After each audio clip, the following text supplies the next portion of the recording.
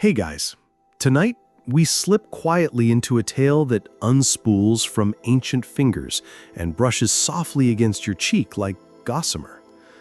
Imagine yourself stepping through a twilight market in Colophon, the air thick with the scent of drying figs and the low murmur of sheep. You pass rows of looms rattling gently under nimble hands, but one corner, dustier, quieter, holds something different. The clack of the shuttle there feels almost hypnotic. You get closer and suddenly it's as if the world hushes just to listen. The rhythm isn't just steady, it's sacred. You've found Arachne. And spoiler alert, you probably won't survive this in one emotional piece. So, before you get comfortable, take a moment to like the video and subscribe, but only if you genuinely enjoy what I do here. And hey, let me know in the comments where you're tuning in from and what time it is for you. That's my favorite part to read. Now, dim the lights, maybe turn on a fan for that soft background hum, and let's ease into tonight's journey together. You tiptoe closer to that dusty corner of Colophon, a modest town nestled along the Ionian coast. The streets are lined with limestone and wild thyme, the air humming faintly with bees and gossip. Colophon's known for two things: stubborn philosophers and exquisite weaving. The latter is what draws your attention now.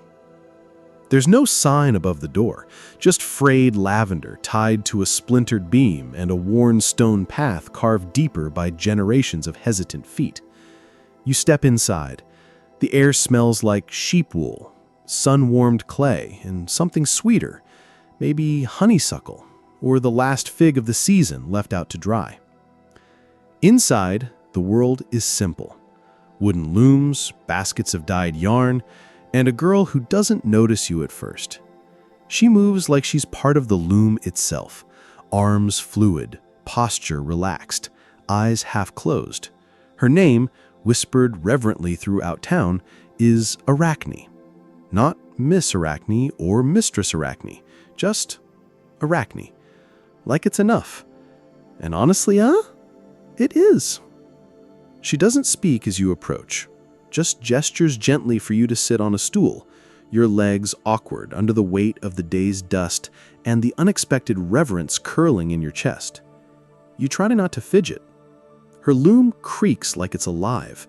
The threads stretch taut as harp strings, and her hands pluck them like notes in a lullaby.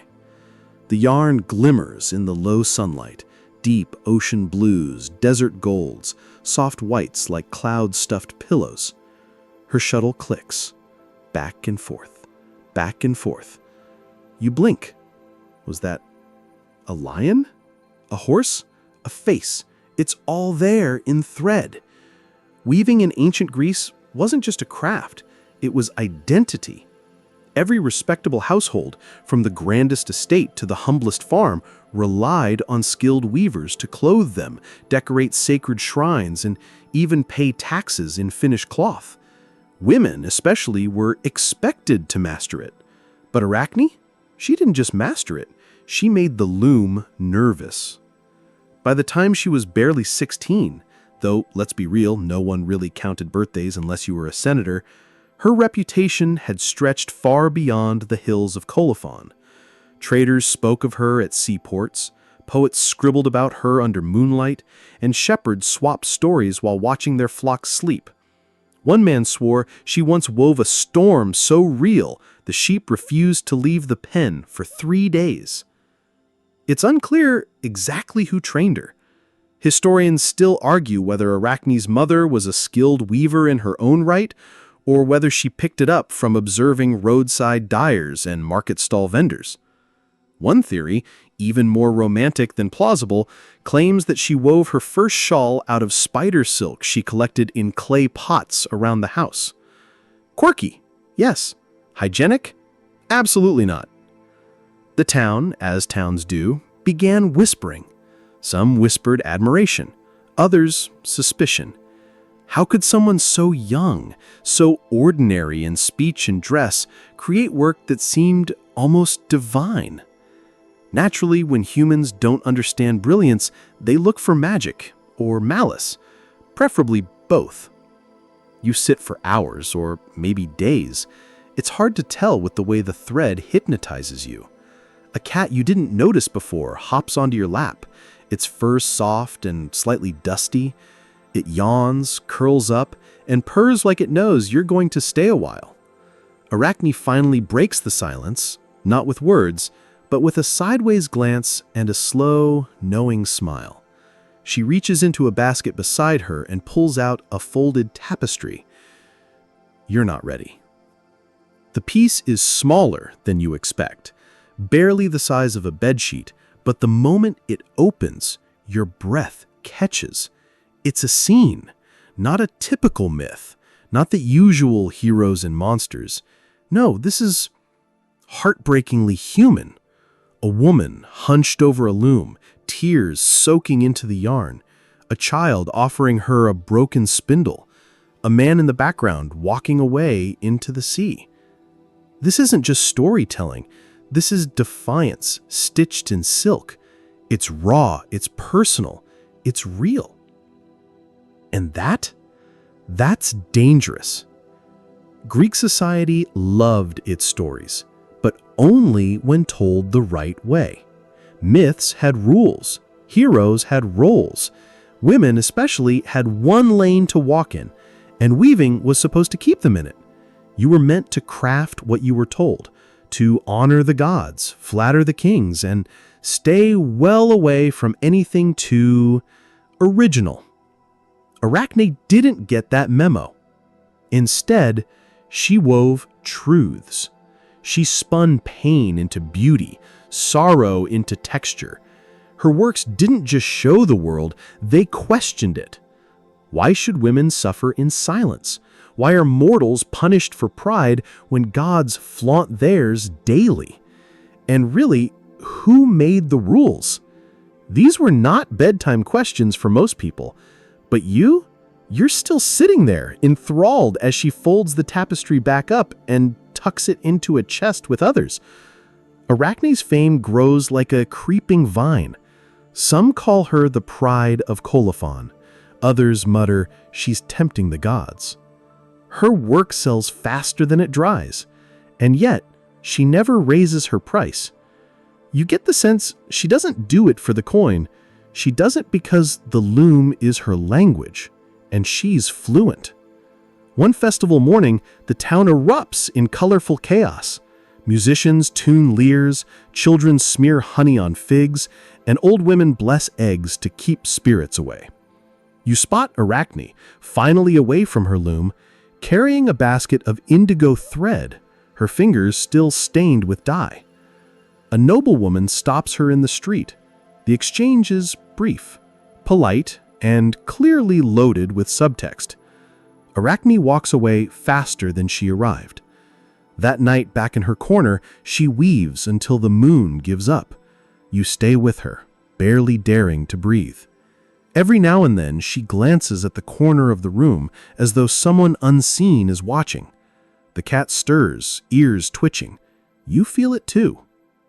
Some say the goddess Athena has taken notice. And honestly, can you blame her?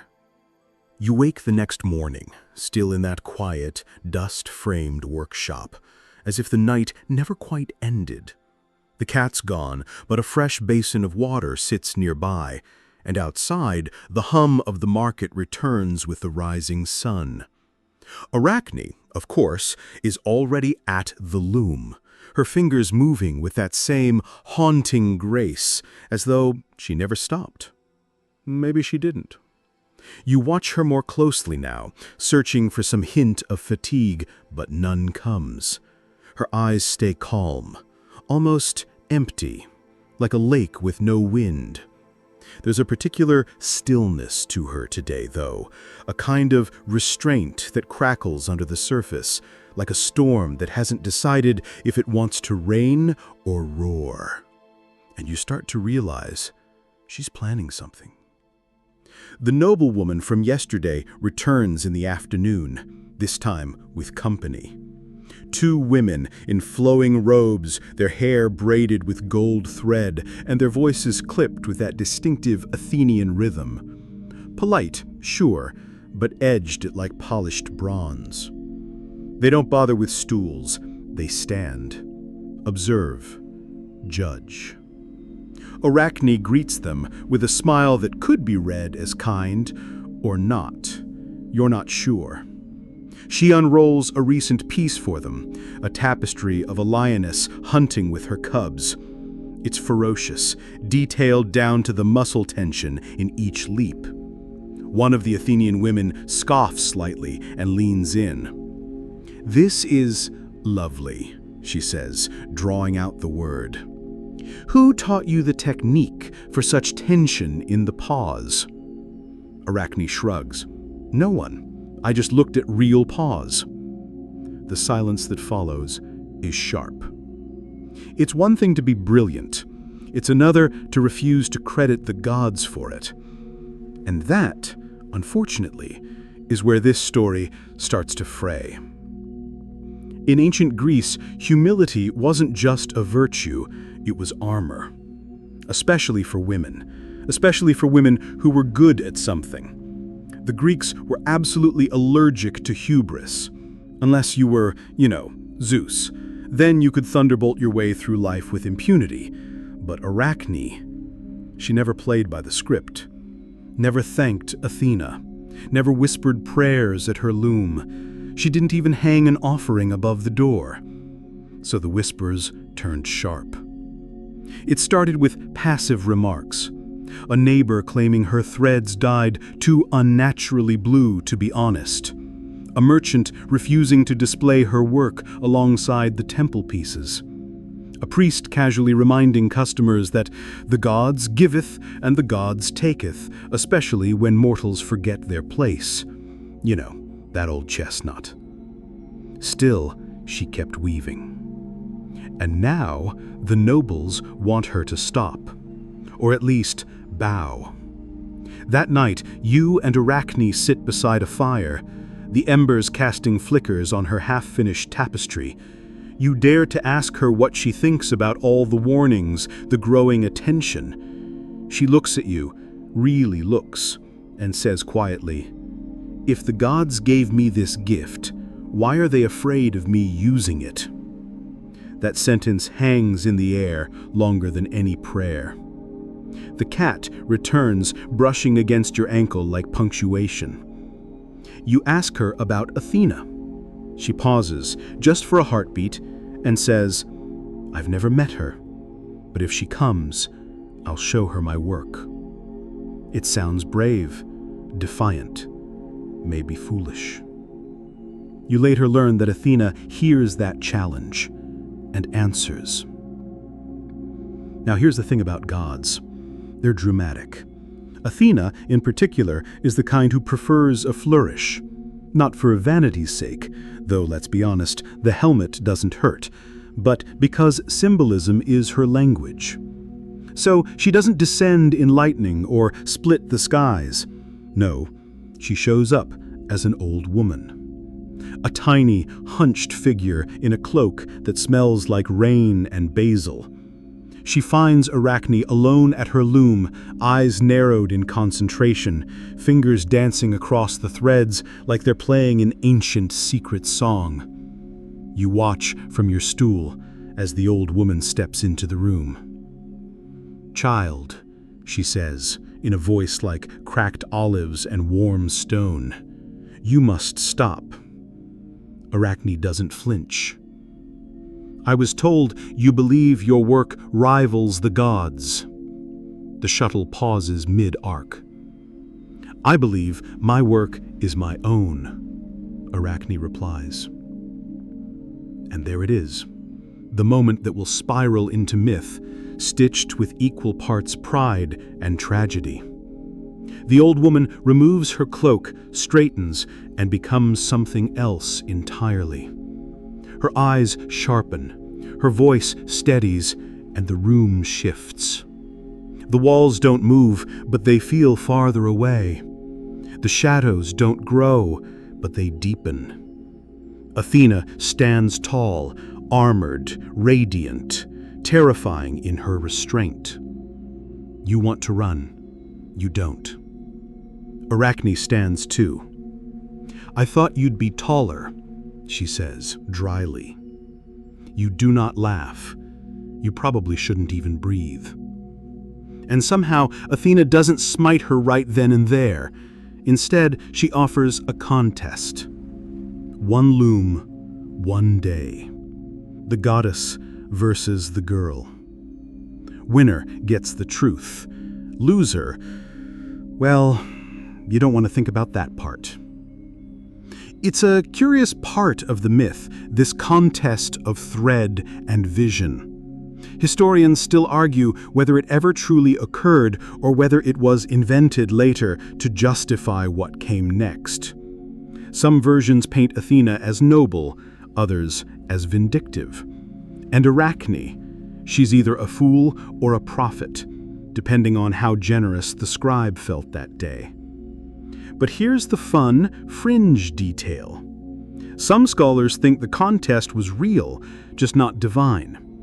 That Arachne's opponent was a high priestess of Athena, who, threatened by the weaver's fame, challenged her in the goddess's name.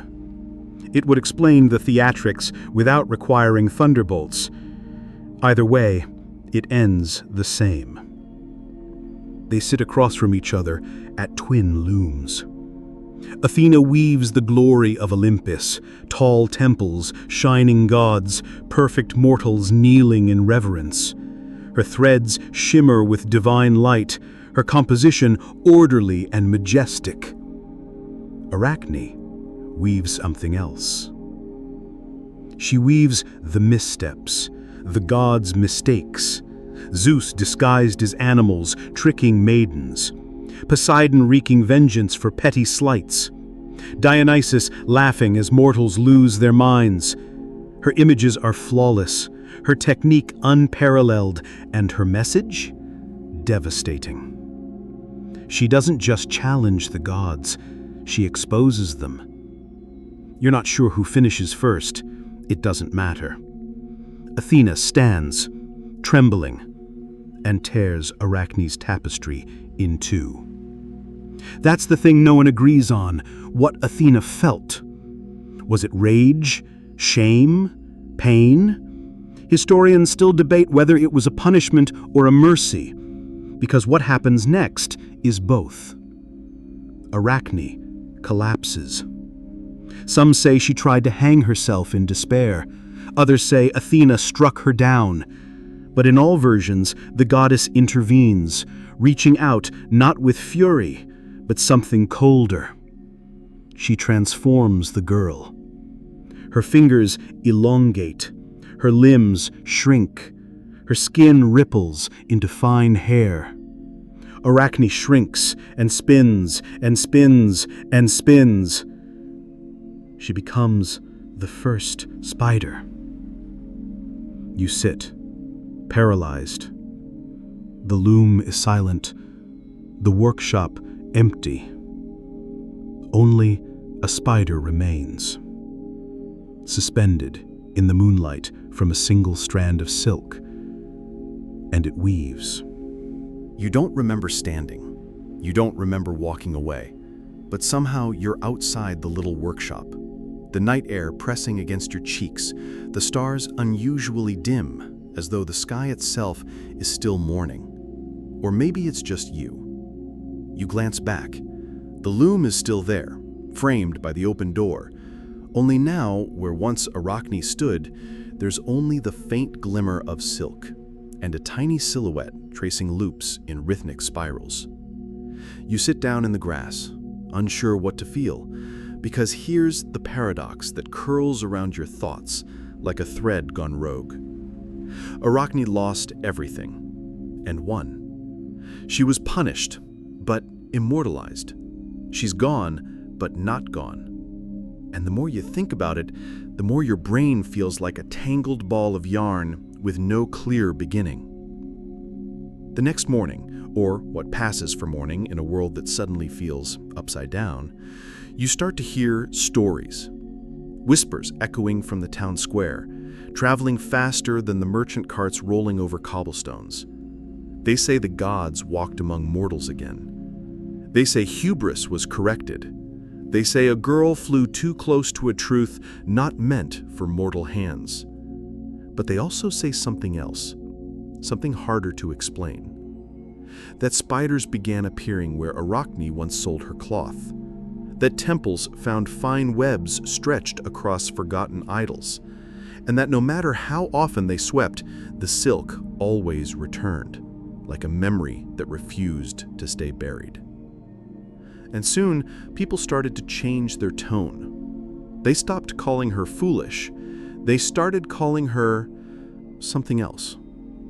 You watch this shift like you're watching the loom move in reverse. Skepticism becomes curiosity.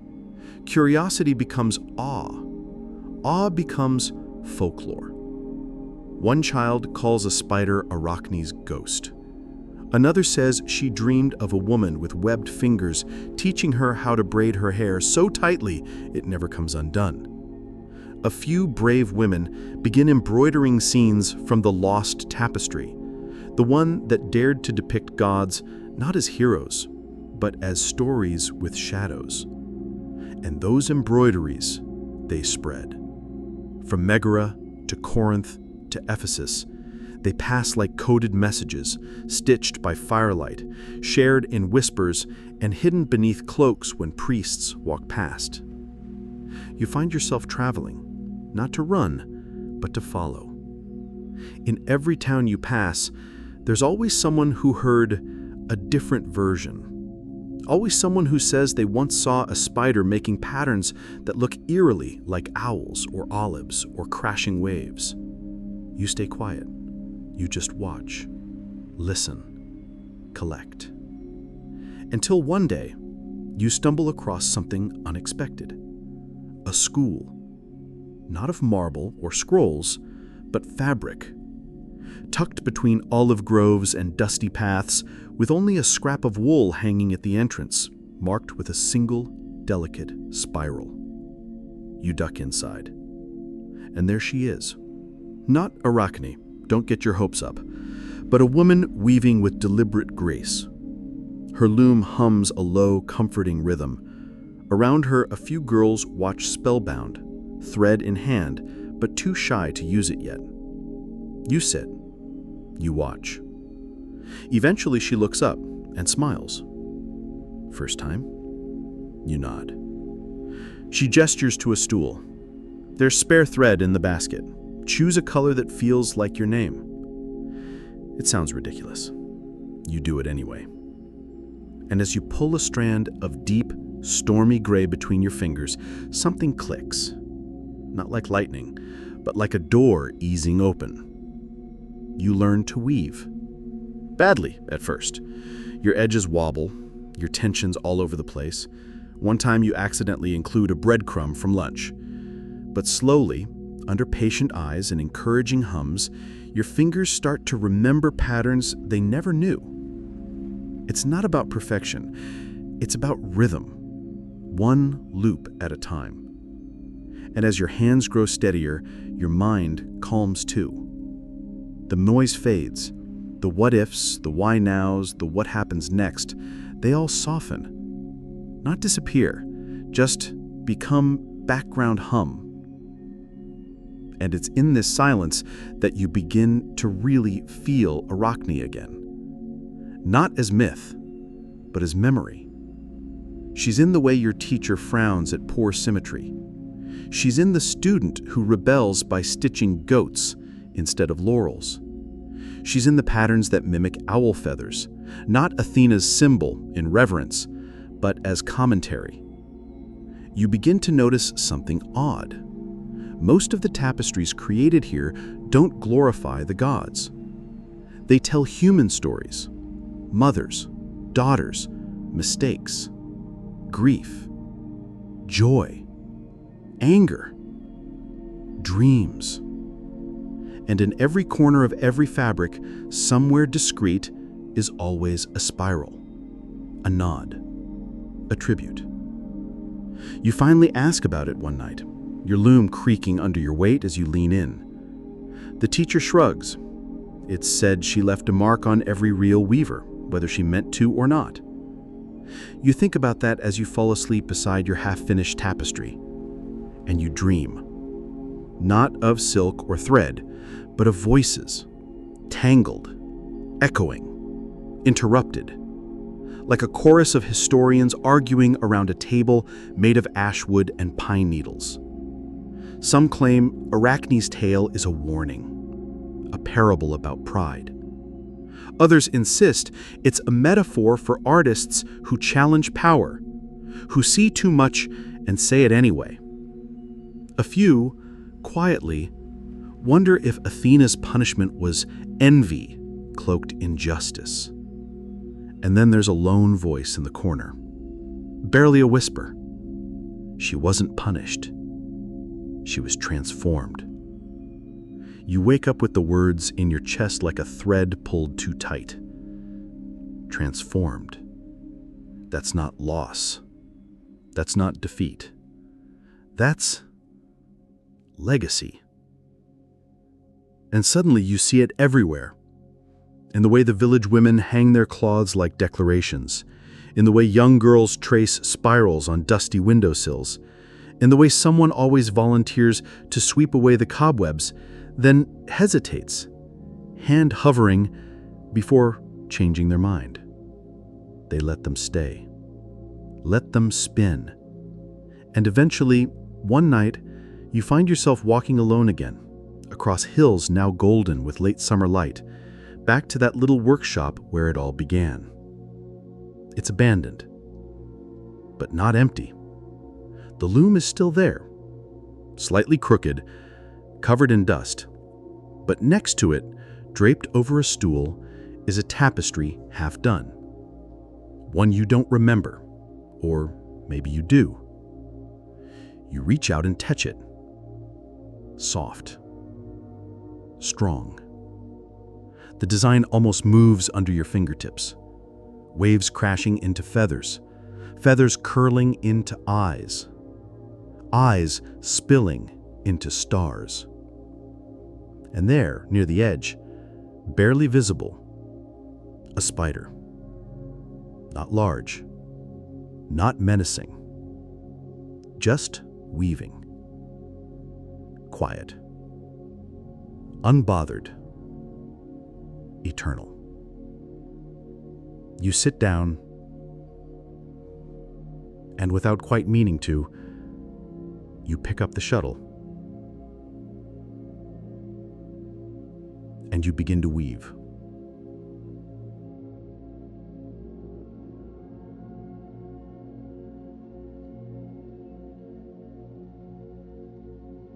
The thread glides between your fingers now, with a strange kind of memory, as if your hands had been waiting for this moment their entire life. The shuttle clicks forward, pull, beat, pass, over and under, over and under. There's something hypnotic about it. The loom becomes a living rhythm, a heartbeat you can hold. You lose track of time. The sun outside dips and disappears, replaced by the dusky hush of early evening. Shadows stretch across the floor, and with them come the echoes of voices, faint, barely there, but unmistakably familiar. She shouldn't have challenged the gods. No, she shouldn't have been punished for telling the truth. Historians still argue whether Athena's wrath was justice or insecurity. The voices blend with the rustling of grass beyond the walls, with the creak of your foot on the treadle, with the soft tap of the shuttle returning home. He paused for a breath. It's here, in the growing twilight, that the world feels thin, like gauze stretched over a secret. You lean into it, and it yields. There's movement in the corner of the room. Not threatening, not entirely real either. A spider. Bigger than it should be, or maybe just bold. It lowers itself from a beam, swaying gently, silhouetted by the last orange streak of sky. It doesn't scuttle away from you. Instead, it hovers. And for a second, it feels like the two of you are sharing something and understanding. You look at your half-woven tapestry. Patterns emerge without you planning them. A storm cloud shaped like a woman's face. A loom turned sideways into a harp. A single thread trailing from a fingertip into infinity. You're not sure where it came from. Maybe from you, maybe not. Outside, stories are changing again. You hear them when you return to the little cloth school.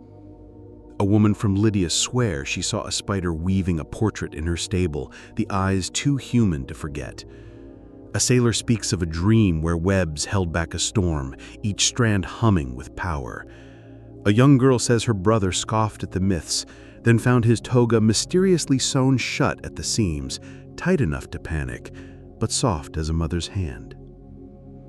People laugh, then pause. Because underneath it all, there's a growing respect. Not fear, not exactly reverence either, just a carefulness. Like the world has realized that webs aren't just decorations in dusty corners. They're warnings or invitations, depending on how you look. You begin to collect these stories, quietly, without fanfare. You never write them down, but they live in your weaving. Each new tapestry you create holds whispers in its folds, a spindle shaped like an owl feather, a corner pattern of 8 radiating lines, a pair of golden eyes stitched so delicately they vanish if you blink too fast. You don't sign them. No one does. But people know. The mark of the weavers. That's what they start calling it. A movement without leaders, a guild without hierarchy, a legend that travels faster than wagons and deeper than scrolls. You learn that some temples ban these works. Too much irreverence, they claim. Too much subversion hidden in thread. But banning it only spreads it faster. It's always like that with stories, isn't it? The ones most dangerous to power are the ones that refuse to die. In Athens, a group of aristocratic women host secret embroidery circles, an ironic twist for those once taught to stitch only dowries and divine symbols. In Rhodes, an aging sailor's wife teaches neighborhood children to weave sea monsters with gentle eyes and gods with cracked halos. They all say the same thing. It just feels right. And the best part, no one agrees on who started it. Was it a goddess in disguise? A mortal girl with gold in her fingers? A spider that hummed a lullaby? Historians still argue. Some say the weavers are descendants of Arachne's original students.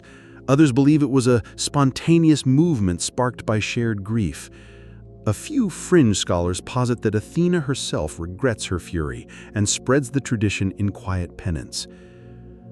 But no one knows. And maybe that's the point. Because if you ask any weaver, any real one, they'll tell you the thread decides, not the hand. The story chooses who holds the shuttle next. And lately, the thread is choosing fast. You begin traveling again. From market to mountain, from village festivals to marble-lined alleys, you carry your tapestry tucked in a linen wrap, but you rarely have to show it. People sense it. There's a way your fingers rest against wood, how your eyes follow cloth rippling in the wind. Other weavers find you, always quietly. One leaves a dyed strand wrapped around a fig branch. Another hums a lullaby shaped like a pattern code. One slips you a spindle with grooves carved in spiral math, impossible not to recognize once you know the signs. Together, you exchange no names, only thread. You meet a man in Delphi who weaves with goat hair and paints his cloth with ash. His designs dance when backlit, creating illusions of motion. You meet a mother in Sparta who stitches lullabies into baby blankets, each curve of script hidden beneath a layer of defensive patterns. And one night, under a moon too bright for comfort, you meet a girl no older than 14 who's crafted a tapestry that leaves you breathless. It depicts the moment of transformation, not punishment. Arachne floating in starlight, not curled in shame, but stretching, unspooling, becoming. The tapestry is silent, but it roars. You ask her where she learned. She shrugs. I dreamed it. Of course she did. And in that moment, everything snaps into focus. This legacy isn't about anger anymore. It's not even about defiance. It's about continuation, about refusing to be forgotten. Arachne didn't just leave behind threads. She left behind freedom. In every warp and weft, there's a question woven in. What if you told your story anyway? You returned home changed, though home isn't quite right. You don't stay long in any place now, but the idea of home starts to feel less like a roof and more like the loom you carry in pieces, less like walls and more like stories passed over tea, over thread, over the hush of dusk. You find an abandoned shepherd's hut on a hill and repair it with found wood and goodwill. You hang your old tapestries inside, not for decoration, but as protection, as prayer. And one night, when the fire's low and your hands ache in the good kind of way, a girl knocks on the door. She's holding a tangle of wool so knotted it looks like a mistake. She doesn't say much, just offers it to you, hopeful. You take it gently. You untangle it together, and as you work, you whisper to her a story, a quiet one, about a girl who wove too well, who challenged a goddess, who paid a price, who became more than they ever meant her to be. When you finish, the girl's hands move to the loom. Careful, determined, and the thread, well, the thread flows. You sit back. You smile, because you've seen this before. It's happening again, and it will happen again.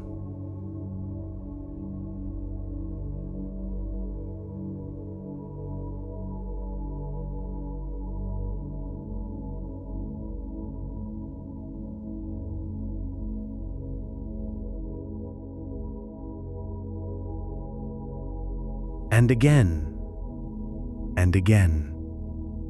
As long as there are looms and thread and the ache to say something the world isn't ready to hear, Arachne weaves on. Morning mist curls around your ankles as you step outside the hut, your breath visible in the chill air. The world feels freshly woven, like someone hit a reset button on reality overnight. In the stillness, you swear you can hear threads tightening in the sky. Maybe they're clouds. Maybe they're fate. Either way, they're watching. You head toward the village market, loom components strapped to your back, tapestry carefully rolled and tucked under your arm. It's the kind of day where no one speaks unless they have to, the sort of quiet that isn't silence, but patience. The market is already bustling when you arrive. Clay pots, herbs, bolts of linen, and baskets full of honeycomb compete for attention, but it's the color that pulls you. Crimson thread strung across a booth like a banner, ochre-dyed yarn piled like sunlit sand dunes, indigo so deep it seems to hum. You meet a vendor named Nessa, who recognizes your loom parts immediately. "Weaver," she says, half question, half knowing. You nod. She hands you a spool of thread without asking for coin. She says, "Pass it on." Her smile has too many meanings to count. This is the 5th town this month that treats you like a myth. You don't correct them. Instead, you set up your loom in the square, not for business, not for teaching, just for existing. The clack and slide draw attention like bees to violets. People drift over, pretending to be interested in the vegetables nearby, but their eyes betray them. They're watching you work. You let them. Soon, a small girl with hair like corn silk tiptoes forward, clinging to her mother's shawl. Her hands mimic your rhythm in the air. You pause and hold the shuttle out to her. She hesitates, then reaches for it. Her fingers close around it like it was always hers. You step aside. The cloth she weaves is crooked, loose, uneven, but alive. Every line sings with the trembling boldness of first belief. People around clap gently, unsure whether to cheer or bow. You just nod, because this is how it starts again. That night, while the coals settle into red-eyed sleep, you unraveled an old tapestry to reuse the thread. Each tug is a sigh, a memory coming undone. You can't keep everything, after all, not even stories. But you salvage pieces. You always do. And as your fingers work, you think of Arachne. Not just the girl with the loom, but the one people rarely mention. The one who stayed. After the curse. After the transformation. After the world labeled her a warning and moved on. What does she do now? You imagine her in the rafters of forgotten temples, spinning webs that mirror sacred geometry better than any priest ever managed.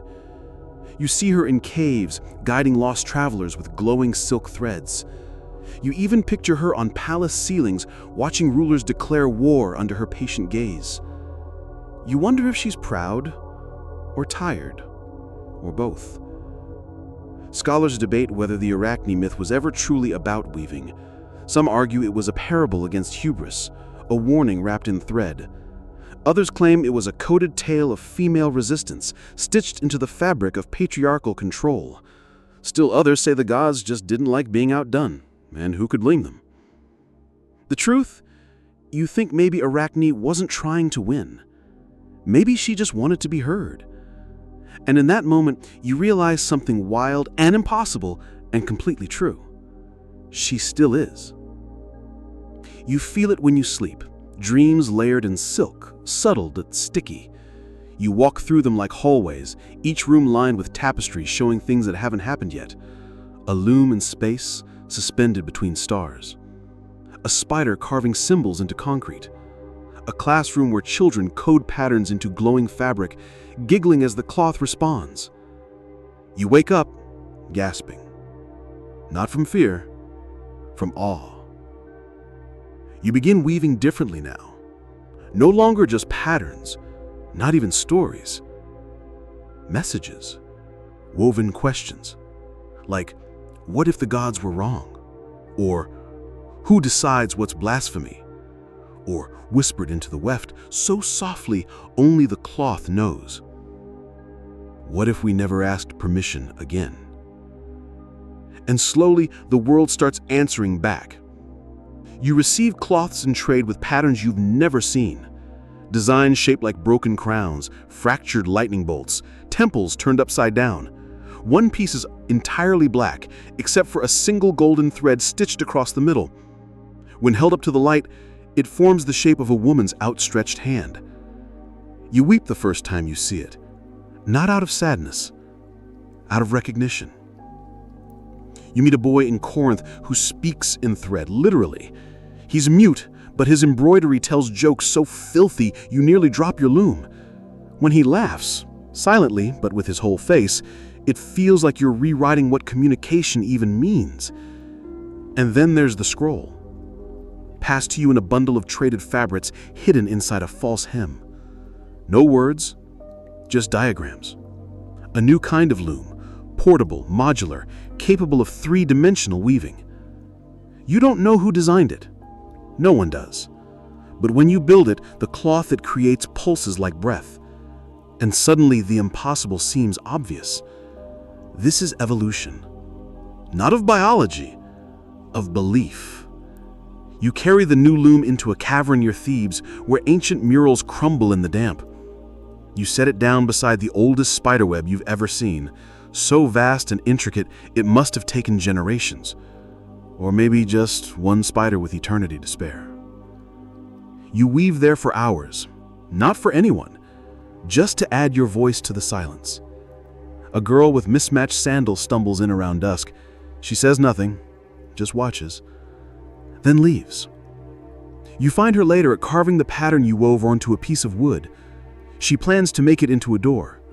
When people walk through, she says, they'll feel it. They won't know why, but they'll feel it. They'll feel stronger, braver. You nod, because that's what it means to be a weaver now. Not to be known, but to make others feel known. In another town, a man tries to sell your cloth as relics, claims they're spun by the original Arachne. When you confront him, he shrugs. People pay more for myth. You take your tapestries back, then leave one behind anyway. Not as validation, but as contamination.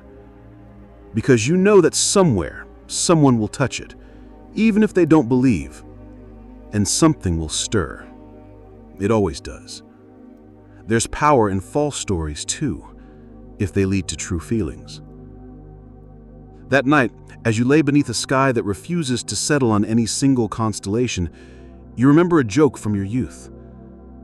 Why don't spiders ask permission? Because they spin first, apologize never.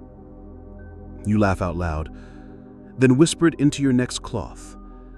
Because someday, someone will need that laugh more than you ever did, and they'll find it, right there, in the thread. You wake to the sound of weaving, not your own, but another rhythm entirely. It's subtle, like the rustle of sheets against skin, or wind curling through tall grass. It's not a loom, not exactly, more like something ancient remembering how to be itself. You sit up, blankets sliding off your shoulders, and listen. It's coming from outside the village, past the olive groves, beyond where the old ruins sit cracked and quiet. You pull on your cloak, grab your toolkit, and follow. The air is thick, with something like incense and memory. You walk carefully, mindful of the dewy stones beneath your feet. They shine like fossilized tears. Owls hoot once, then vanish into the trees. Everything around you smells of cedar and the hush that always comes before a story is told.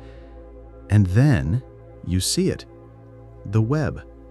Not a spider's, though it borrows the form. It stretches from pillar to pillar of the broken temple, a tapestry made of what looks like moonlight and hair.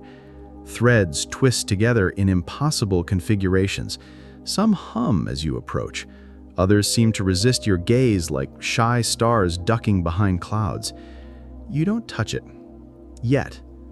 Instead, you sit before it and wait. Minutes pass, then hours, then something stranger. Understanding. Not words, exactly, but feelings, pulled through you like thread through a needle. Curiosity, joy, pain, patience, laughter, fury so hot it could melt time. The web speaks in emotion, and you listen.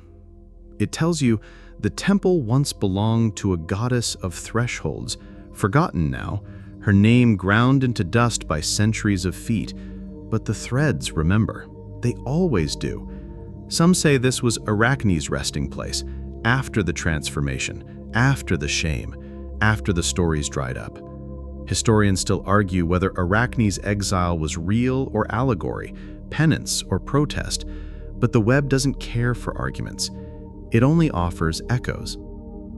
You stand slowly, reverently, and extend your hand. The nearest thread wraps around your wrist with the gentleness of a lullaby. It doesn't bind, it invites. So you begin to weave. Not as teacher, not even as student, but as echo. Each pass of the shuttle is an answer to a question you didn't know how to ask. You weave childhood memories, a spindle of laughter, a knot of fear, a long, smooth stretch of longing. You weave your grandmother's hands. You weave a silence so sacred that it made you believe in something again. The web responds. Colors shift. A new pattern emerges. When you finish, you step back and look at what you've made, and for the first time, you can't tell where your weaving ends and the ancient strands begin. That's how you know you did it right. You leave the web behind, but not unchanged. Others will come. They always do. And when they do, they'll find your story woven in among the others, not louder, just true. The village is quiet when you return, but not asleep. Lights flicker in a few windows. You hear the clack of a shuttle somewhere. Someone else couldn't sleep either. You smile. Because that's what the legacy looks like now. Not monuments, not myths, but midnight looms and whispered patterns passed from hand to hand. In the morning, a stranger arrives. She wears no shoes, carries a bundle of thread that smells like rain, doesn't say her name, doesn't need to.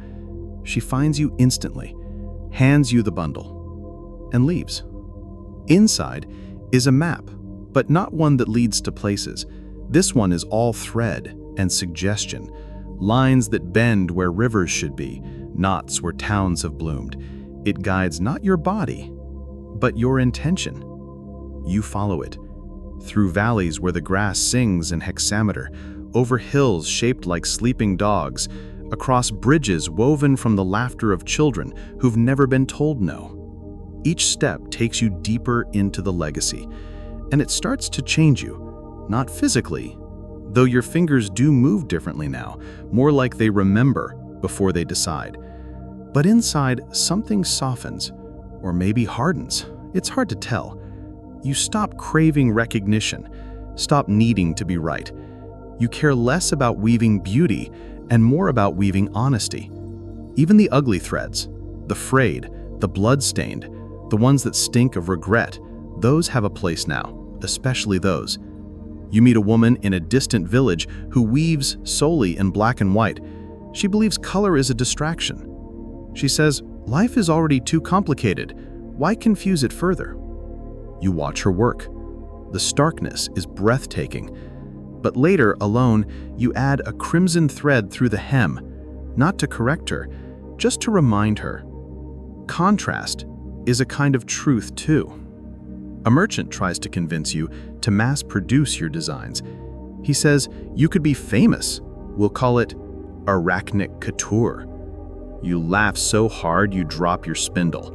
"No," you say, grinning, "but nice try." Because this was never about fashion. It was about memory. And memory doesn't scale. One afternoon, a boy shows up, dragging a piece of cloth behind him like a favorite blanket. He says it was his mother's, shows you a hole in the middle. Burned through, he says, when lightning struck the tree she was hiding under. He asks if you can fix it. You look at the hole, then back at him. "No," you say gently, "but I can make the hole mean something." He watches as you reweave around it, not hiding the damage, but emphasizing it. You stitch gold around the burn, letting it ripple outward like a sunburst. The boy touches it and smiles. "That's better," he says. And it is, because scars deserve patterns too. As you travel, you begin leaving behind fragments, not full cloths, just pieces. A swatch here, a knot there. You tie them to trees, tuck them into walls, press them between the pages of books at forgotten libraries. Some people find them and think they're trash. Others feel a pulse in their fingertips. One girl writes a song after touching one. She says the rhythm came from her bones. Another paints a mural. A third invents a new stitch that mimics a heartbeat. You never claim credit. You don't have to. The legacy is doing exactly what it was meant to do. Ripple outward. And still, beneath all this movement, something else begins to stir. A sense that you're being followed, not by danger, but by attention. Like the past has started watching. Not in judgment, in curiosity. It wants to know what you'll do next. You arrive at a village where no one weaves. Not anymore. They say their looms were burned during a war, and they took it as a sign to forget. You ask if you can stay a few days. They agree. You begin spinning outside the inn. Just thread. Nothing fancy. The first day, no one stops. The second, a few children stare. The third, an old man approaches. He watches for hours, then finally asks, "Do you remember the pattern for the willow tree?" You do. You show him. He cries, and then he weaves. That night, others join, not to make cloth, to remember how. And in their remembering, you realized something extraordinary. Weaving was never about cloth. It was about continuity, about stitching yourself into a world constantly fraying at the edges. And in that, Arachne was never punished. She was promoted, from girl to god, from story to structure, from thread to thought. You sleep outside that night, under the half-finished willow pattern, the breeze moving through it like a breath over soft skin. Threads whisper with dreams not yet dreamed. In the distance, someone coughs, a good cough, relieved, maybe the first exhale of something once buried deep. And you dream too, not of spires this time, of hands.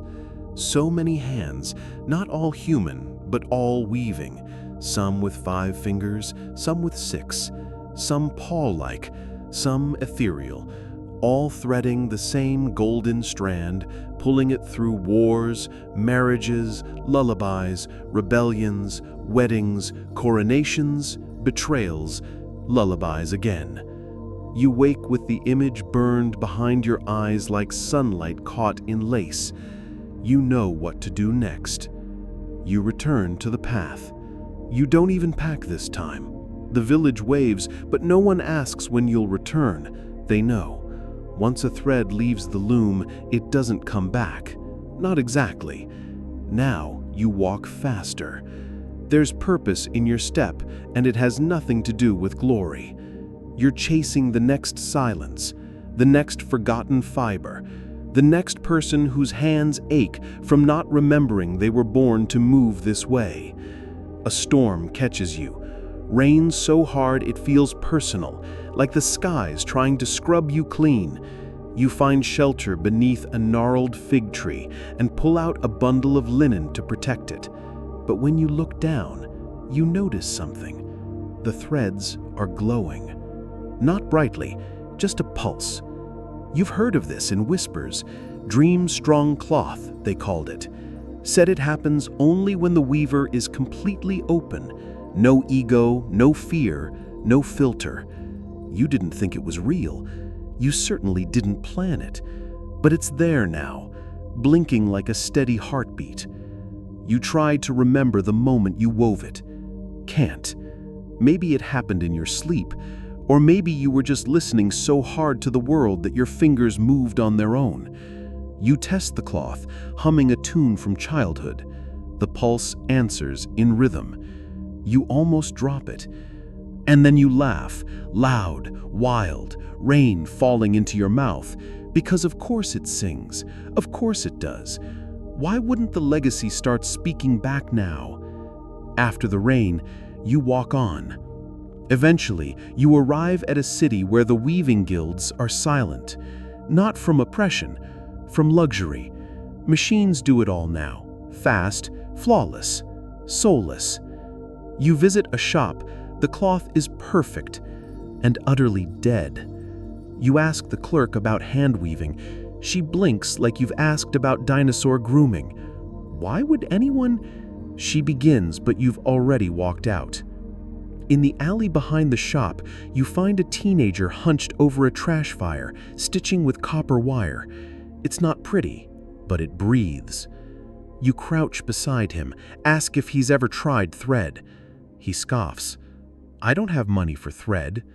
You hand him a spool of flax. He touches it like it might bite. Then he smiles and begins. You don't teach him anything, Just watch. Answer a few questions, mostly about tension and how to fix it. You resist the urge to make a life metaphor. He figures it out on his own anyway. By morning, his copper wire joins the flax in a jagged braid that looks like thunder made visible.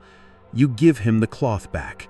He stares at it like a miracle, and, in a way, it is. Back on the road, you meet an old rival.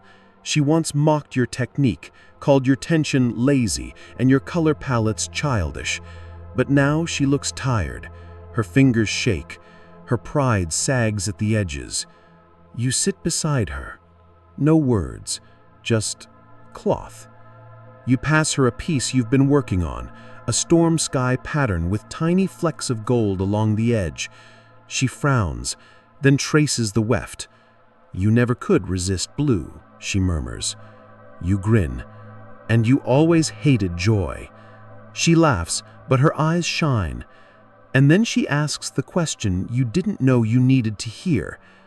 "Do you want to finish this together?" You nod. Together, you sit in the dust and weave. The rhythm comes back, slow at first, then smoother, like joints remembering how to dance. You make something neither of you could have done alone, and when it's done, she leans over and kisses your temple. "Thank you," she whispers, "for still seeing me." You walk away lighter. Another day, you find a monastery of weavers. They speak only in threads. Every hallway lined with cloth that sways in the breeze, like prayer flags made of memory. You're not allowed to talk while inside. Not allowed. So you communicate in color. They give you a spindle of thread dyed with crushed beetles. You gift them a bundle soaked in elderflower. You watch them weave a story about a child who learned to fly without wings. You respond with a tale about a mountain that forgot it was supposed to stand still. You stay 3 days. On the 4th, a nun hands you a robe stitched with your own journey. Every village, every face, even the storm. You don't ask how they knew. Some legacies don't need logic. Back in the world, your fame has grown. People leave offerings at your last campsites, scraps of thread, bits of poems. Some even leave loom parts, hoping you'll return and build again. You don't, but you smile every time you see them. One day, a girl stops you on the road. She says nothing, just hands you a scrap of your own weaving, something you gave away years ago, a failure you couldn't bear to keep. She holds it up proudly. "I fixed it," she says. And she did. Not perfectly, but with honesty. It sings now. You hug her, hard. She smells like wood smoke and hope. Later, under the stars, you unroll the cloth. The part she added, it tells a story you'd forgotten, one you were too close to see, about why you started weaving in the first place, about the night you touched your mother's loom and it felt like touching time. You sleep wrapped in it that night. No dreams, just the soft hum of thread remembering. The loom creaks beneath your fingers, a familiar sound now, less like work, more like breathing. You sit beside Arachne in the soft hush of early morning light, threads of gold and flax curled around your toes like sleepy cats. The cottage is still, the fire embers barely glowing, and you can almost hear the thread whispering between her fingers as it slides into the fabric of her new design. She doesn't look at you. She never does while weaving. Her brow furrows with such quiet intensity that even a misplaced cough might unravel her concentration. Yet the silence between you is full, comforting, almost maternal. You wonder how long she's been awake. Hours? Days? Time, as you've learned, means little to a woman who weaves eternity into linen. Today's scene on her loom is different. No dramatic myths, no gods flinging bolts or heroes wielding swords. It's a woman tending to a sleeping child. Her back is bent, her hands gentle, her posture speaking of weariness and devotion. And just behind them, a spider's web, glistening across the corner of a wooden beam, each strand shimmering like starlight. She's telling a new kind of story. Not the kind that brims with vengeance or divine wrath, but one stitched in the fabric of quiet endurance. As the shuttle glides back and forth, she explains, though not to you, not out loud, but to herself, that this weaving is for the ones left behind, the women, the servants, the ignored, the storytellers who didn't get to be statues or constellations. Historians still argue whether Arachne truly existed or whether she was simply a cautionary tale, a name etched into mythology to warn against hubris. But then again, who gets to decide what's real? You smile. It's the sort of rhetorical question you've come to expect from her. She doesn't need answers, just patterns. And when she's particularly thoughtful like this, her hands slow down, her fingers more deliberate. Every pass of the shuttle seems to echo something larger, like a heartbeat you hadn't realized was missing. You think about the story most people know. Arachne, the mortal weaver who challenged Athena and lost, turned into a spider for daring to surpass a goddess. The punishment always felt disproportionate, didn't it? But then the gods were never really known for fairness. Poetic justice, maybe, but fair? Hardly. She begins humming, a slow, circular melody with no beginning or end. It loops in on itself like her stitches. You've heard it before. It sounds suspiciously like a lullaby, the kind a grandmother might murmur to a fussy baby while walking figure eights across a moonlit floor. "Do you ever wonder what happened after?" she asks. Her eyes remain fixed on the loom, but you know she means you to answer. "After what?" you whisper back.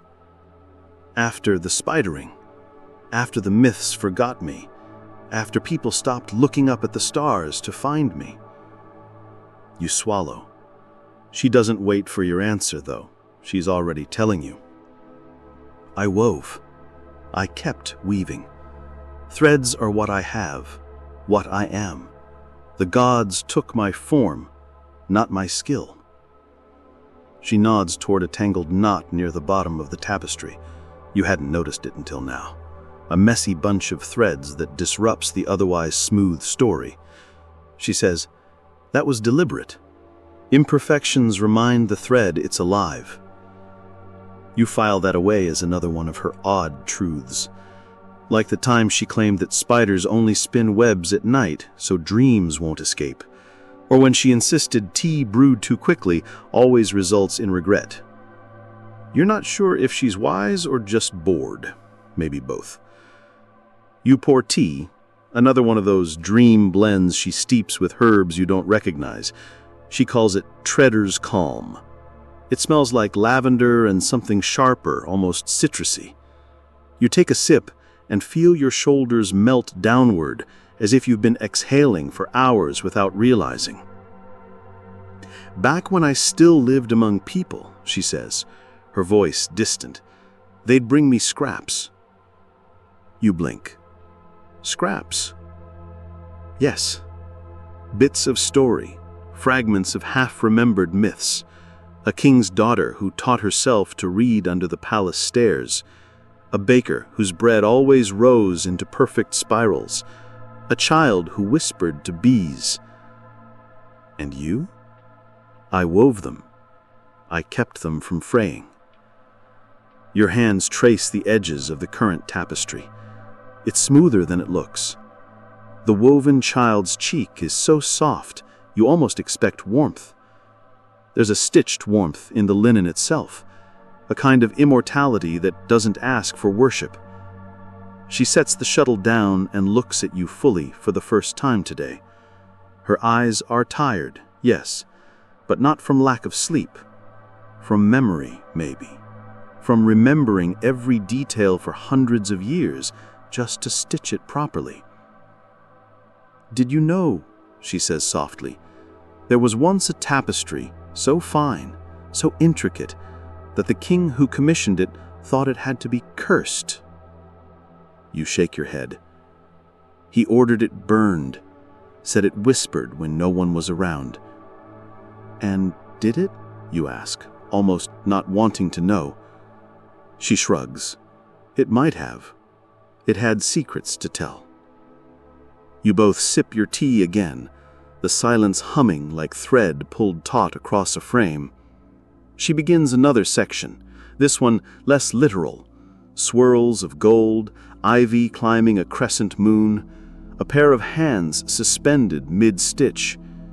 It's beautiful. But more than that, it feels essential. Like something that always meant to exist, but needed the right weaver.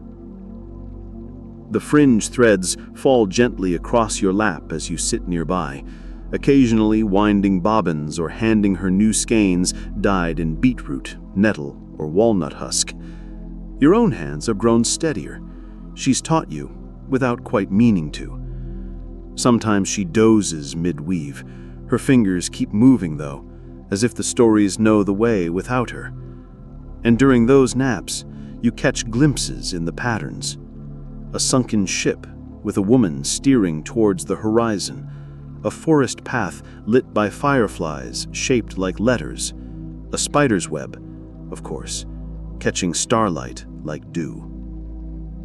Arachne once joked that dreams are just unspoken weavings, which is oddly comforting if you think about it.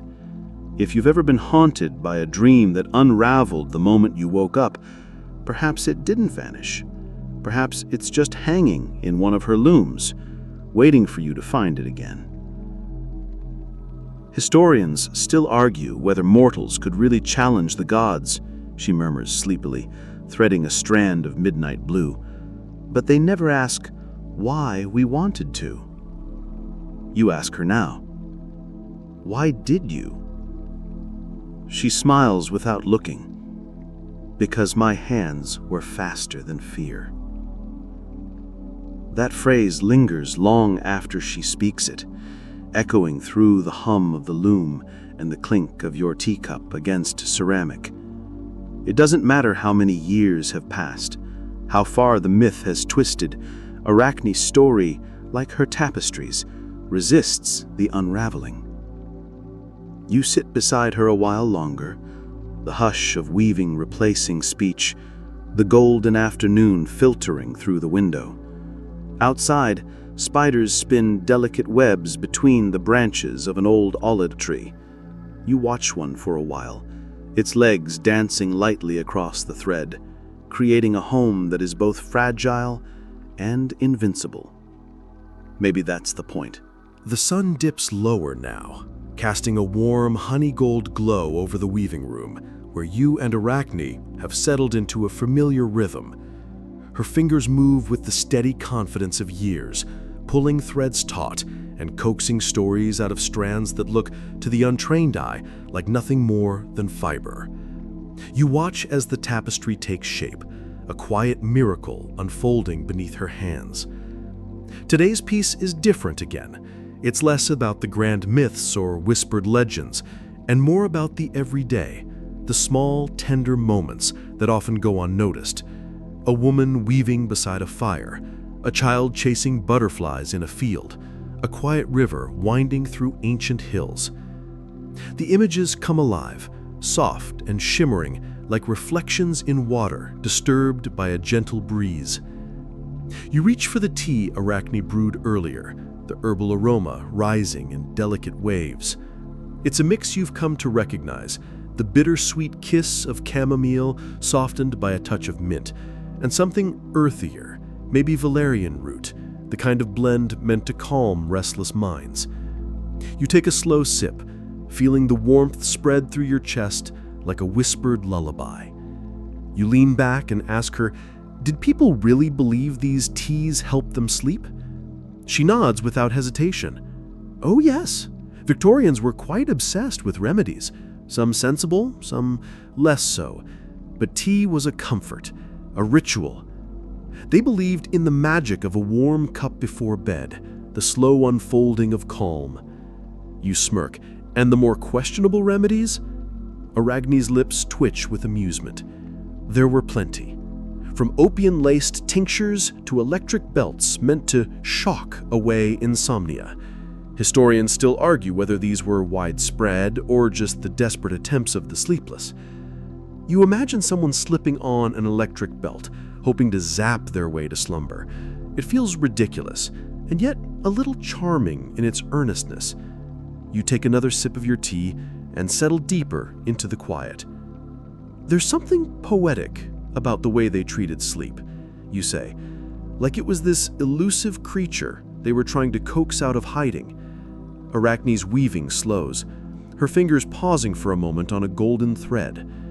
Sleep was sacred, yes, and so was the night. They believed dreams were messages, sometimes warnings, sometimes gifts. That's why they crafted remedies with care, each sip a prayer for peaceful rest.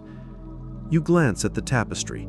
The threads now form a web of stars, delicate and intricate, each point shimmering like a beacon. It reminds you of the spider's web from before, a motif that keeps returning like a silent guardian. Do you think they understood what dreams really meant? You ask softly. She looks up then, eyes reflecting the fading light. Not entirely, but they respected the mystery, and in that respect, there's power. You nod, feeling the weight of those words settle around you like a warm blanket. The room grows quieter. The only sound is the soft clatter of the loom and the distant call of evening birds. Arachne resumes weaving, the shuttle flicking rhythmically. You think about the countless nights people have sat with their cups of tea, their hopes pinned on ancient remedies, their minds chasing dreams through tangled webs of thought. You're not sure if those old Victorian nights were better or worse than your own, but there's a comfort in the shared struggle, the universal quest for rest, for peace, for the kind of dreams that carry you gently into morning.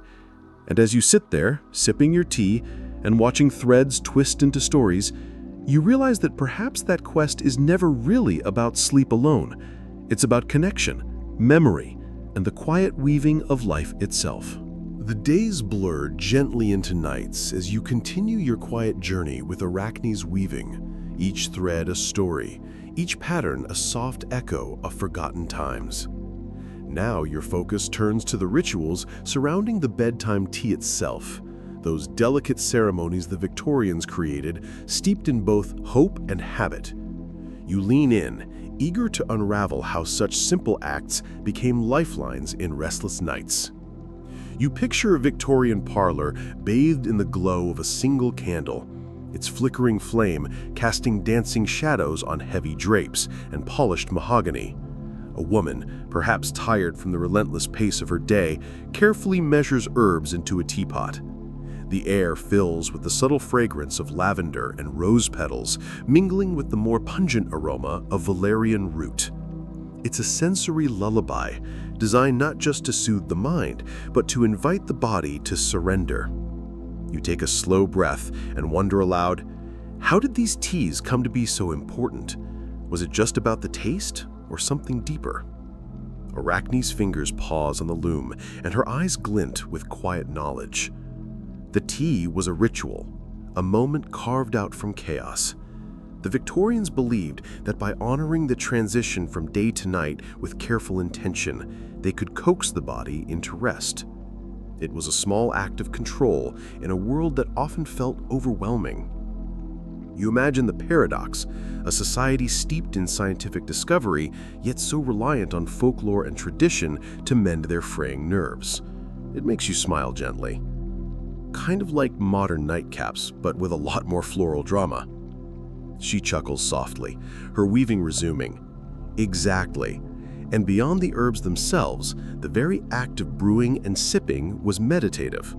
They'd whisper about dreamy teas, blends meant to inspire pleasant dreams, or chase away the nightmares that plagued many in crowded, smoky London. You raise your cup to the quiet room. The tea you're sipping now feels like a gentle echo of those days, though you know it lacks the curious ingredients of Victorian concoctions.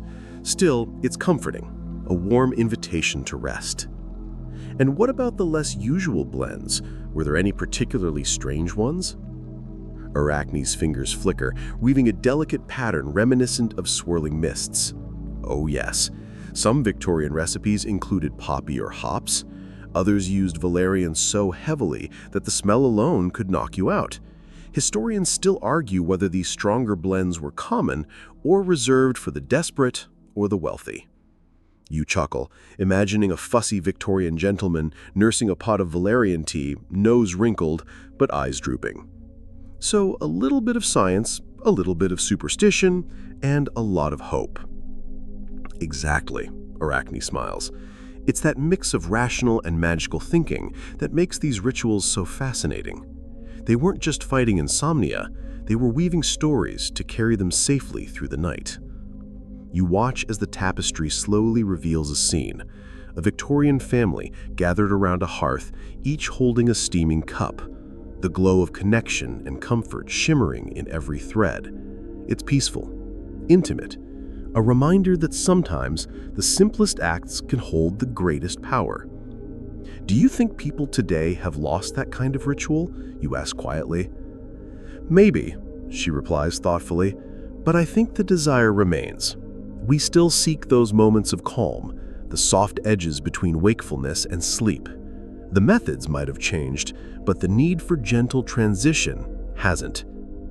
You nod, feeling the steady rhythm of the loom, the warmth of your tea, and the gentle pull of the night. There's a quiet beauty in the shared human experience, a soft thread connecting past and present. And as the last light fades, you realize that in these small, tender moments, whether Victorian or now, there lies a timeless promise that rest will come, softly and surely, when you invite it with patience and care. You settle deeper into the quiet hum of the evening, the soft clatter of Arachne's weaving mingling with your thoughts. Tonight, your attention drifts to the peculiar Victorian fascination with sound as a sleep aid, an echo from the past that still hums faintly beneath modern white noise machines and lullabies. Imagine, if you will, a Victorian bedroom where clocks tick a little too loudly and the rustling of heavy curtains becomes a part of the night's soundtrack. The Victorians, as pragmatic as they were poetic, didn't rely on herbal teas alone. They crafted soundscapes, deliberate arrangements of noise and quiet that promised to soothe the restless mind. You might find yourself wondering, what did they consider restful sounds? Did they have a favorite noise to fall asleep by? Arachne weaves a quiet laugh into her tapestry. Well, you're in for a treat. Victorian bedrooms often featured white noise before it was called that. A gentle murmur of fountains, the soft swish of fans, or even the ticking of clocks designed with specific rhythms to lull one to sleep. You lean in, intrigued. Ticking clocks? That sounds more like insomnia fuel. Oddly enough, the rhythmic tick-tock was considered reassuring, like the heartbeat of the house. It's why many a Victorian clockmaker paid close attention to tempo. Too fast, and it would irritate. Too slow, and it might stir anxiety. You smile at the thought of Victorian clockmakers moonlighting as sleep therapists, fine-tuning time itself for better dreams. So the sound was a kind of lullaby, but mechanical. Exactly. And there were other devices too. Fans that produced a gentle whoosh mimicking breezes, or water features installed indoors, creating a steady trickle to mask more abrupt noises. Historians still argue whether these methods were widespread or mostly for the upper classes.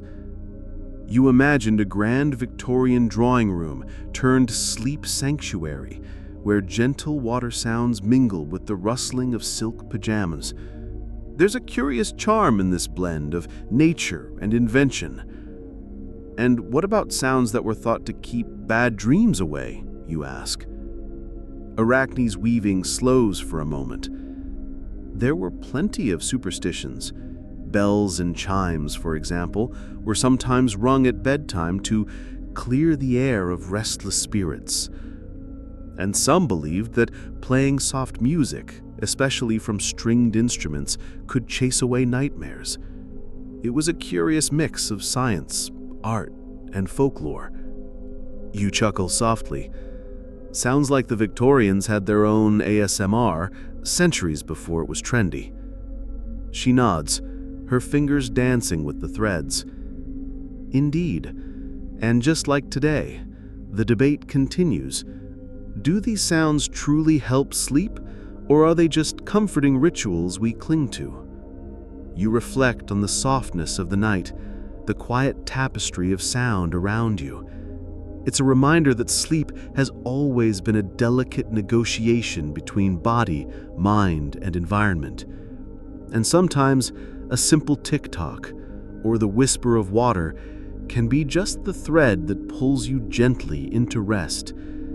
As Arachne's loom hums its steady rhythm, you feel yourself drifting, wrapped in the warmth of centuries-old traditions and the timeless quest for peaceful slumber.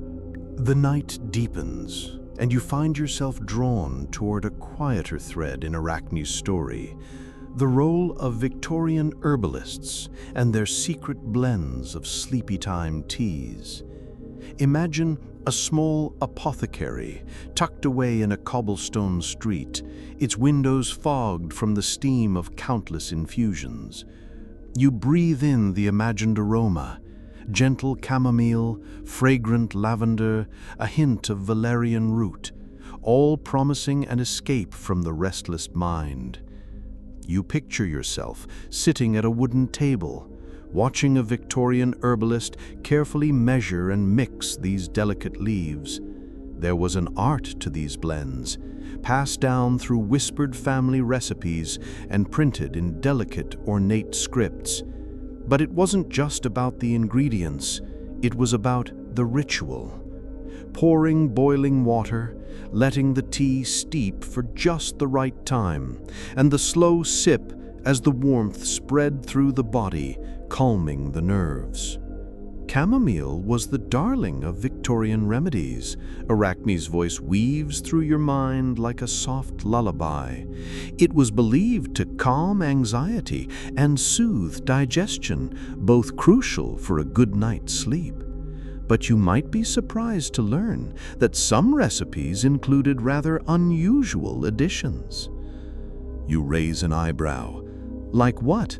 A pinch of spider silk, perhaps? She chuckles softly.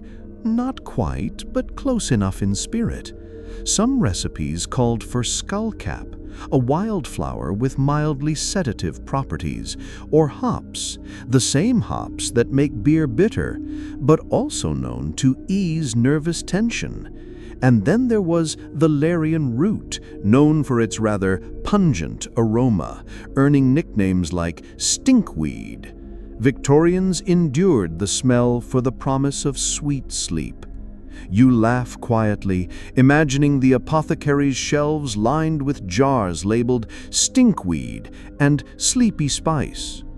Historians still argue whether valerian's effects were more placebo than pharmacology, but the ritual of tea itself seemed to comfort people, and that's no small thing.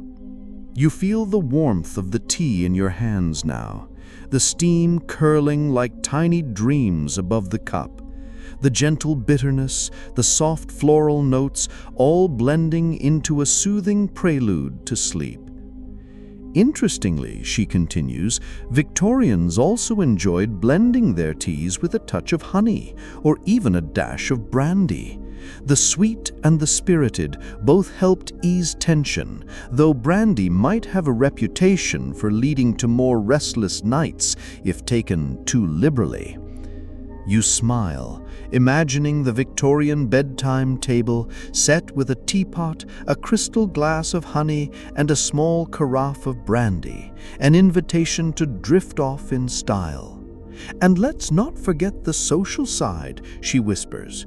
Sharing these teas was also a gentle way to connect, to pause the hurried pace of Victorian life and indulge in quiet moments.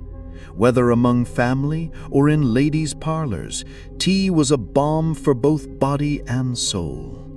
You lean back, feeling the invisible threads of ritual, nature, and companionship winding gently around you. It's not just the ingredients, but the act, the moment of calm, that turn these teas into nightly treasures. So as you sip your imaginary cup, remember that Victorian remedies for sleep were as much about comfort and care as they were about chemistry. And maybe that's the sweetest lesson of all. The scent of chamomile lingers in the air, and you drift deeper into the night's embrace, cradled by centuries of gentle, dreamy tradition. As you settle further into this gentle journey, your thoughts turn to the quieter corners of Victorian bedrooms, spaces where these sleepy time teas were savored and other delicate rituals unfolded.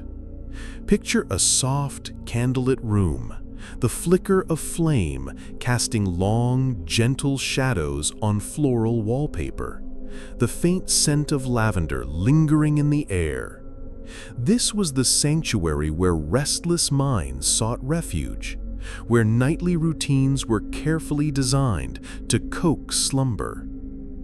You run your fingers along the edge of a worn wooden bedside table, imagining the small porcelain teacup resting there, still warm from the evening's brew. The Victorians, with their love for routine and order, often turned bedtime into an elaborate ceremony.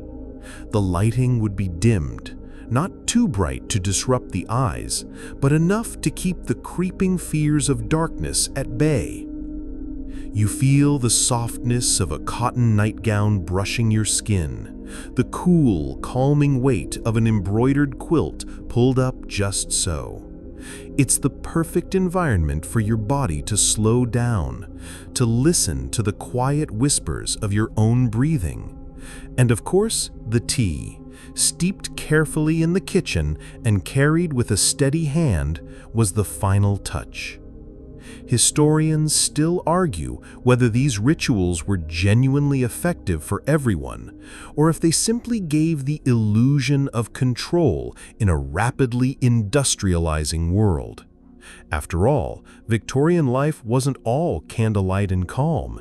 It was also filled with long working hours, soot-choked cities, and constant change.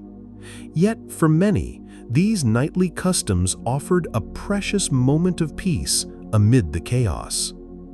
You recall the curious use of lavender sachets tucked into pillows, soft bags filled with dried flowers, their gentle fragrance meant to lull the sleeper into dreams.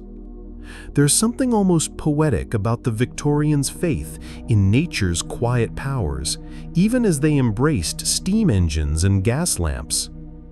And then there's the intriguing practice of bedtime reading, not the thrilling novels or sensational newspapers, but soft poetry, religious verses, or moral tales chosen to calm the mind and prepare it for rest. The idea was to avoid excitement and focus instead on gentle, familiar words. You might chuckle to think about how this is not unlike modern-day audiobooks or soothing playlists. But here's a quirky twist. Some Victorian households kept sleeping pets like canaries or small lapdogs in the bedroom. Their soft chirps or gentle breathing served as comforting background sounds. Historians still debate whether these were genuine sleep aids or just beloved companions who happened to be nearby. As you sink deeper into this cozy scene, the flickering candlelight and faint aroma of lavender wrap around you like a gentle hug. The slow, deliberate unfolding of these bedtime rituals, tea, scent, sound, and story, seems designed not just to help you fall asleep, but to remind you that rest is a gift, wrapped carefully in comfort and care. And so, as you lie there in your imagined Victorian bedroom, you feel a profound calm, a thread connecting you across time to those quiet evenings of tea and tender habits, inviting you to drift gently towards sleep. You now imagine the Victorian garden at dusk, a secret outdoor extension of those quiet nighttime rituals, where restful teas were sometimes brewed under the soft glow of gas lamps or the fading light of sunset. This was a space where nature and nurture met, a place both for tending plants and for soothing the soul. Victorian gardens weren't just for show, they were carefully curated landscapes of calm, with herbs and flowers selected not only for beauty, but for their reputed calming effects. You wander mentally through paths lined with chamomile, valerian, and hops, each plant chosen for its sleepy time properties. The Victorians, ever the botanists, believed in the gentle power of these herbs. Chamomile tea, steeped from those delicate white blossoms, was a staple for easing restless nerves. Valerian root, with its earthy scent and mildly sedative qualities, was often added to evening brews or tucked inside pillowcases. As you stroll, you hear the distant hum of bees and the soft rustle of leaves, sounds that carry a subtle invitation to unwind.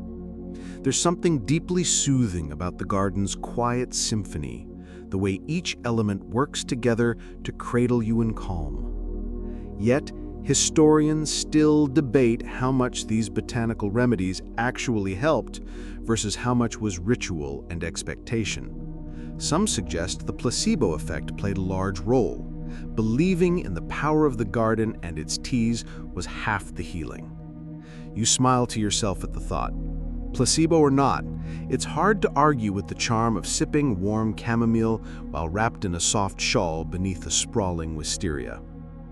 You also consider the slightly less discussed Victorian fascination with dream gardens, special garden rooms or conservatories designed to encourage pleasant dreams. These were spaces filled with fragrant plants like jasmine and honeysuckle, whose sweet scents were thought to foster restful sleep and pleasant visions. Imagine lying back on a wooden bench, inhaling the night air perfumed with flowers, the distant call of an owl punctuating the silence. And here's a curious tidbit. Victorian garden manuals sometimes recommended hanging dream catchers made from willow branches and ribbons to ward off bad dreams. Though the origin of dream catchers is indigenous American, some Victorians adopted similar ideas, blending folklore into their sleep rituals. Historians still argue whether this was cultural appropriation or a genuine exchange of comforting symbols. As night deepens, you picture the glow of fireflies flickering like tiny lanterns, adding a magical touch to these dream gardens.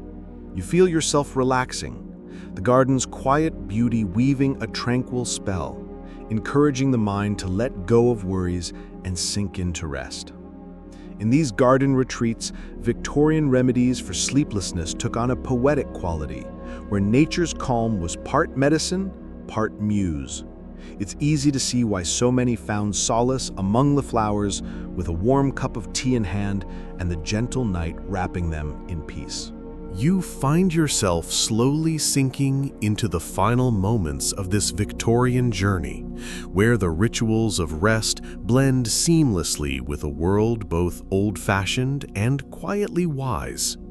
The evening teacups have been emptied, the garden strolls ended, but the essence of those remedies lingers, a gentle echo inviting you to breathe deeply and ease your mind. As you lay back, perhaps on a soft chaise or a well-worn armchair, you recall how Victorian homes often featured dedicated sleeping rooms designed to create an atmosphere conducive to rest. These rooms were deliberately cool and dim, with heavy curtains to block light and thick carpets to hush footsteps. Soft furnishings like feather beds and down pillows were luxuries many aspired to, but few could afford fully. Yet, even the humblest of bedrooms was arranged with care to welcome sleep. You can almost feel the comforting warmth of a woolen blanket, the faint scent of lavender sachets tucked between linen sheets, a practice borrowed from old apothecary traditions. Lavender, another favorite of Victorian insomniacs, was often used both as a dried herb and infused oil, said to calm restless minds and encourage sweet dreams. You might chuckle to remember that Victorian ladies were encouraged to sniff lavender so often it sometimes caused a mild headache, proving that even gentle remedies had their quirks. Now, think of the nighttime lullabies of the era, not just sung by mothers, but sometimes spoken softly as poetry or shared tales, designed to soothe both body and imagination. Victorian thinkers debated whether storytelling itself could be a remedy, and some even believed that the right kind of narrative, slow and measured, could quiet the restless mind better than any tea or tincture. Historians still argue whether these remedies were effective because of their physical properties or because they offered a structured, calming ritual in a world that was growing ever more chaotic and fast-paced. Perhaps the answer lies somewhere in between. Comfort in routine, the tactile pleasure of warm liquids, and the gentle embrace of nature's scents, all combining to cradle sleepers gently toward rest. Before you drift fully into sleep, imagine the final quiet moments, the fading flicker of a candle, the soft creak of settling wood, the deep inhale of night air mingled with a hint of sweet herbs. The Victorian remedy for restless nights was never just about the cure, but about creating a sanctuary, a slow, tender pause in a world full of noise. As you close your eyes, remember the soft art of those dreamy Victorian teas and the peaceful garden whispers. Let their legacy wrap around you, a gentle weave of calm and comfort. You've wandered through the delicate tapestry of Victorian nights, tracing the paths of sleepy gardens, warm cups, and quiet rituals meant to soothe the restless soul. Now, let your thoughts soften like a gentle fog settling over a sleepy countryside. The clatter and clamor of the day fade further away, replaced by the tender quiet that Victorian remedies sought to capture. A lullaby in herbal scent and whispered stories. Feel the slow pulse of evening's calm as it carries you ever closer to rest. The gentle rustle of leaves outside your window, the distant call of a nightingale, the faint aroma of chamomile and lavender drifting in on a soft breeze. Each sensation inviting your mind to slow its pace and your body to melt deeper into comfort. It's okay to release the weight of waking worries now. These remedies, these simple acts of care, were not just medicines, but rituals that reminded people to be kind to themselves, to pause and breathe. As you rest here, wrapped in their quiet legacy, know that peace is within reach, carried on the slow, steady rhythm of night. Sleep will come gently, a faithful friend. Let it take you on a soft journey through dreams woven from the threads of fragrant teas, cozy blankets, and the calm embrace of twilight gardens. When you wake, you'll carry a whisper of that Victorian quiet with you, a reminder that sometimes the best cure is simply a moment of stillness. Now, drift away slowly, peacefully, as the world fades to quiet.